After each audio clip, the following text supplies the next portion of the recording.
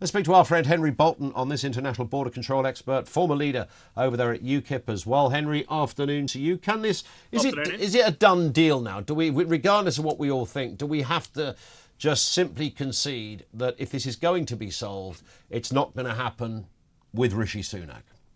I think that's the case, Ian. Look, to solve this, and it can be done. Your introduction just now talked about, surveillance and so on. I know this can be done.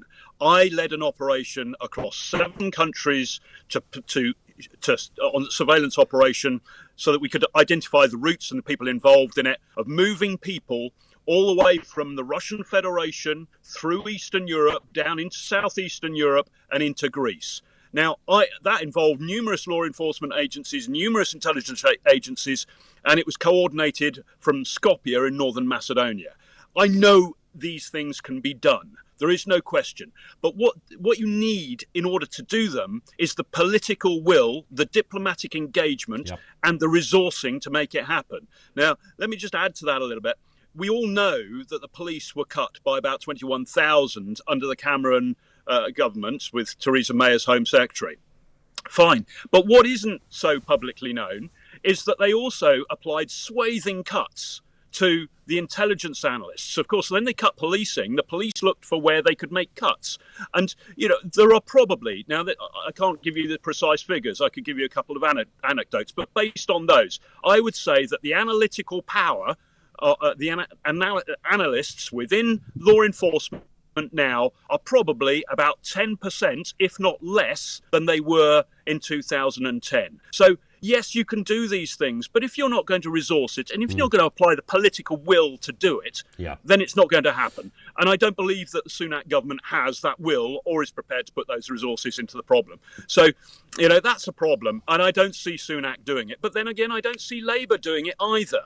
And until somebody stands up with a clear set of strategic objectives for this and has the leadership gumption to pull together multiple agencies across government to drive the effort, then this isn't going to happen. We're going to be back here time and time again. Is your idea, Henry, that you would cut this off at the pass so these boats would never leave France, or are you talking about ideas of how to deal with people once they arrive here? Well, I think that all of this needs to be put together, Ian. So on the first bit, yes, we need to track down exactly the routes that these boats come through. They come through multiple routes, as do the engines. But we need to track those down. We need to identify those routes, and we need to disrupt them and dismantle them. At the same time, we need to look at how, the actual departure from the French coast and those aspects. We need to look at how we prevent crossings once they've gone to sea. We need to look at how we process people once they're here, if they arrive here, how we accommodate them, how we speed up the processing and so on. It's a massive piece of work. What I would do, Ian, is I would appoint a national borders coordinator, as 14 countries that I've worked with have done. They've appointed a national coordinator working at cabinet level to the president or the prime minister generally. We've got a chancellor of the Duchy of Lancaster that could fill that role. But that person then heads up a national working group of all the various government departments. And in this country, I've worked it out to be 16 that would need to be involved.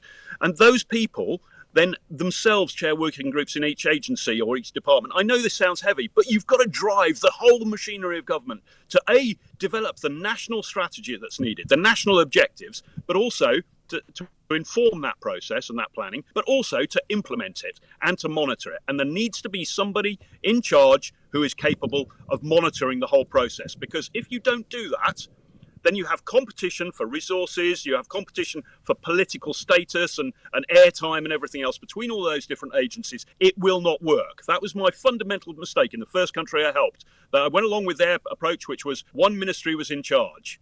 And it was a nightmare trying to get other ministries to actually respond in a timely manner.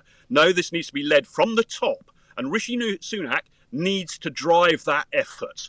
And until he does, I'm afraid we're going to continue spending £6 million a day on accommodation. We're going to continue to see these people arrive. We're going to continue to disrupt local communities as we take over hotels and we take over military bases and so on. And we are going to continue to see frankly, a rising threat to public safety. We don't know who most of these people are. And again, my own direct knowledge of working this problem in the past, we know, the British government knows that actually extremist organisations feed some of their supporters into these people smuggling networks in order to infiltrate countries that they wouldn't otherwise be able to do. And we know that in some cases, in continental Europe and here, that some of these people have committed terrorist acts, and we know that many of them have committed serious crimes. So although that's a minority of the whole, when we can, the more people who come in, the higher likelihood of such things happening it is. So, there's a fundamental problem here, Ian, and it's a failure of leadership at the top of government.